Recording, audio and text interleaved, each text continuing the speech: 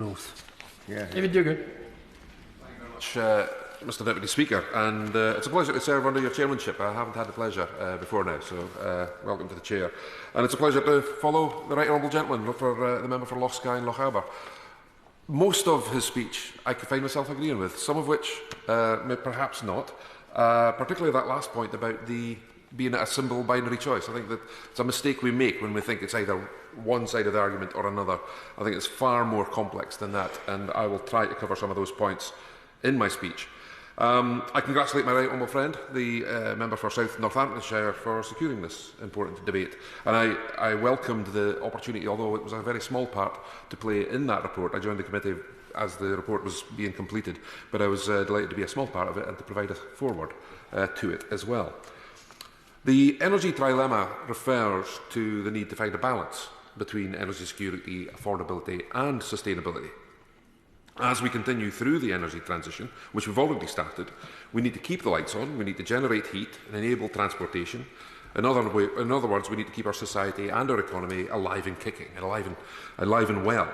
We need to do this in an affordable and sustainable way. And we're all aware of the increased energy prices that right across the globe, caused initially by the global shortages as the world economy started to recover from the COVID-19 pandemic, and were exacerbated further by Vladimir Putin's invasion of Ukraine and the ongoing conflict there. So in terms of affordability, I think we should all welcome this government's support to households and businesses through this difficult period, particularly those that were hardest hit. Fundamentally, however, I think affordability is best achieved by securing a reliable and plentiful supply of energy from a range of sources. Sustainability can also be defined in terms of keeping a secure and prosperous energy sector alive, including the jobs and communities that the energy sector supports. More typically, however, sustainability in the language we're using today usually refers to the impact our social and economic activity has on the environment, specifically the impact on climate change from the emission of greenhouse gases. So we need to keep the energy flowing, we need to make that energy affordable, and we need to reduce the impact on climate change created by the production and the consumption of that energy. That's the energy trilemma. The generation of energy for power, heat and transportation has for many years depended greatly on the combustion of hydrocarbons, and that combustion of hydrocarbons has been shown to have a direct impact on the climate. So clearly, we do need to do something about this, and we are. The United Kingdom has already reduced carbon dioxide emissions by almost 50% compared to 1990 levels. Until COVID, we had also grown the economy by over 70% while doing so. And in June 2019, the UK became the first major economy in the world to pass legislation to end our contribution to global emissions. In other words, net zero by 2050. Net zero means any emissions would be balanced by schemes to offset an equivalent amount of greenhouse gases from the atmosphere, such as planting trees or using technology like carbon capture and storage. But if climate change is a man-made problem, as we keep hearing, then it's going to need a man-made solution. Planting trees will make a contribution, of course, and it's important we do plant trees. A return to nature, providing habitats, etc. is also very important. Direct air capture is another exciting technology by which carbon dioxide can be stripped directly from the atmosphere using a facility that takes up about 100, it's a large facility, but it only takes up about 100th of the footprint of an equivalent area of forest that would take to do the same job. But that's still a very expensive solution. Under development, we should keep a close eye on that. And besides, the captured carbon from such a process will still need to be utilised and stored elsewhere. Which leads me to carbon capture, you'd think I know it by now. It leads me to carbon capture, utilisation and storage, CCUS. The truth is, and it's an inconvenient truth, if I can borrow that phrase, for some, is in fact that today about 3/4 of the UK's energy comes from oil and gas. 20% of our energy today is electricity, the rest of our energy use is fuel for transport, heat for homes, and industrial power and processes. And it's absolutely right that we are accelerating the installation of more and more renewable, sustainable and low carbon energy sources as possible and as fast as possible. The UK Government's 10-point plan for a green industrial revolution, launched in November 20, set out plans and commitments for a range of technologies, many of which have been discussed and will be discussed today, including CCUS. This was followed in March 2021 by the North Sea Transition Deal, incorporated later into the British Energy Security Strategy in April 2022. And this deal was and is a transformative partnership between the UK government and the UK's offshore oil and gas sector to harness the power of that industry to help deliver net zero by 2050. As well as formalising energy transition and decarbonisation commitments, the North Sea Transition Deal unlocks up to £16 billion of private investment, supports up to 40,000 jobs and reduces emissions by up to 60 million metric tonnes. And in the 2 years since that deal was agreed, the offshore oil and gas industry has made significant strides in supply decarbonisation, developing CCUS and hydrogen, transforming the supply chain and facilitating workforce mobility, as was discussed earlier. The industry has reduced its own production emissions by 20% since 2018. Leasing rounds are being developed for electrification. Access to the grid is very important, something that has already been discussed in terms of needing to access that grid. And just last week, the Chancellor committed £20 billion for CCUS development. Offshore Energies UK, or known as OE UK, the trade body that represents the offshore energy sector, has also developed the world's first well decommissioning guidelines for carbon capture and storage, and are advising on best practice for things like methane emissions reduction. But some of the key pillars of the deal, government support for domestic energy supplies, a stable fiscal regime for the sector, and encouraging continued investment, have taken a little bit of a hit, and I will come back to the energy profits levy later in my speech. Part of the deal is to ensure that for as long as we need it, and there does continue to be a demand for oil and gas, even by 2050, it's estimated it will still require between 15 and 20% of our energy, heat and transport to be supplied by hydrocarbons. It therefore makes sense that our own domestic source of oil and gas will need to be maintained and expanded to supply that demand even as it continues to decline.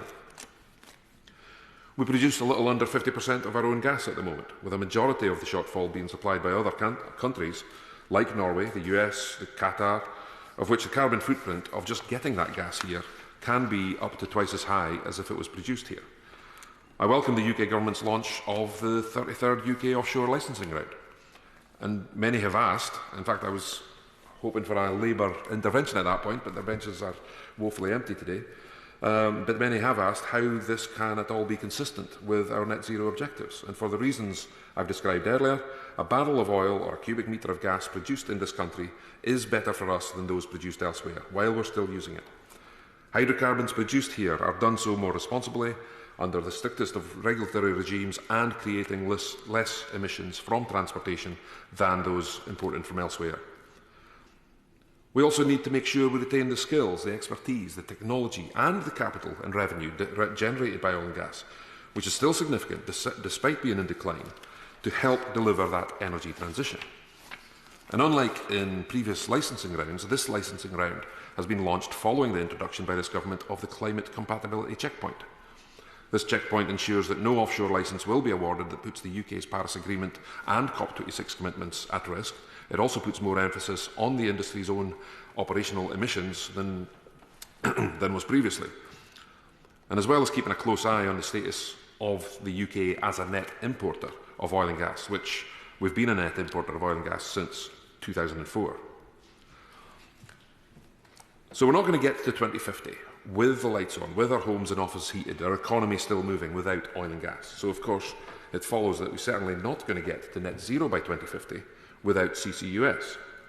The Acorn CCS and hydrogen project in my constituency forms part of the Scottish CCUS cluster, which at the time of Track 1 bidding was generally regarded as the most advanced cluster and ready to go, and was selected as the reserve cluster for Track 1. And crucially, as the Right Honourable Member has already said, it is the only CCUS cluster in Scotland. Vital not only for capturing emissions from industrial complexes such as Grangemouth in the Central Belt or Mossmorran in Fife, but there are also plans for a new CCS power station in Peterhead, again in my constituency, which, when complete, will be able to provide a stable baseload, powered from natural gas, but with Scottish Cluster activated, 95% emission-free. This new CCS power station will help maintain energy security into the future, particularly as, unless we hear anything different today, there's unlikely to be any new nuclear anytime soon in Scotland. So I look forward to the further detail on the $20 billion announced by the Chancellor last week on CCUS and the progression of Track 2. And of course I look forward to the Energy Security Bill, currently in report stage in the other place, but due to come back here very soon, I'm told.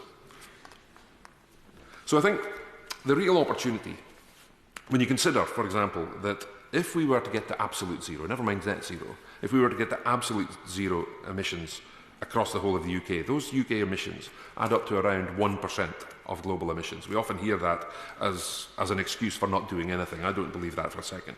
But I do think the real opportunity we have as a United Kingdom, governments, plural, and parliaments, coming together, working together constructively with industry, is not only to get to where we need to be in the future, but to use the skills, the experience, the technology and other resources available to us here in this country, not just to make the energy transition to net zero happen in the most productive and successful way, but also to take the opportunity to lead the world in the process of energy transition and show the world not just how it's done, but that it can be done.